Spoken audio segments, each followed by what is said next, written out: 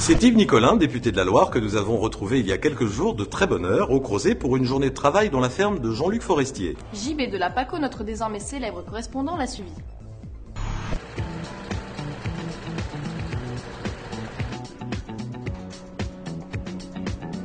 Vous êtes là depuis quelle heure alors ce matin? À 6 heures.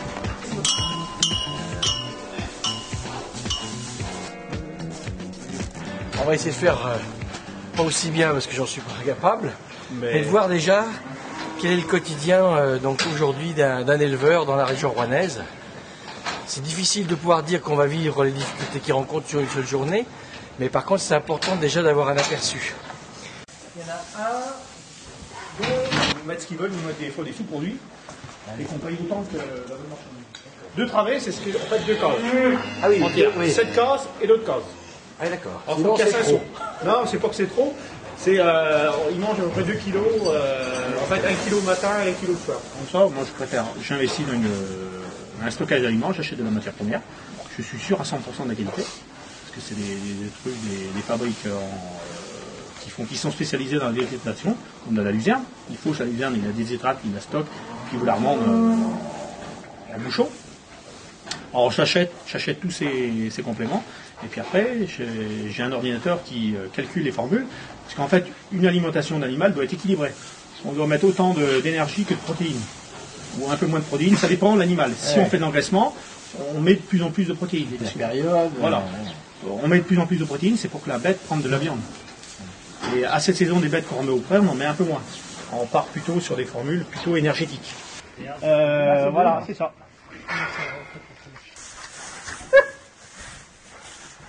Et forcément au cou. Voilà, au cou, sous la peau, c'est plus... Voilà, doucement. Vous tirez un peu la peau, et vous... Voilà. De trouver des trucs qui soient le moins chargés pour les gens qui roulent de la paille. On leur fout des taxes sur les camions, sur ci, au bout d'un moment, les gens ils sont obligés de répercuter. C'est tous ces trucs. On a un secteur où déjà, c'est difficile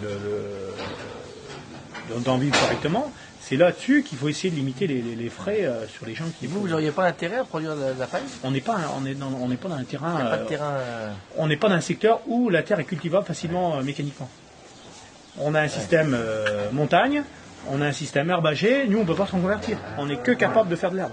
Est-ce qu'il a un peu bouché? Ça va très fort. Voilà. Ah, impec. Moi j'ai fait des choses qui étaient intéressantes, au départ fatigantes, puis après on commence à prendre le rythme. Et là on se rend compte effectivement que c'est une foultitude de choses qu'il faut faire au quotidien. Donc chaque jour remettre ça, parce qu'il faut penser les bêtes tous les jours, il faut être attentif à chaque fois. Donc c'est vrai qu'on n'a pas ce sentiment au départ de la répétition des choses. Dis donc, mais c'est très crémeux ça. Coupez-moi ça vous.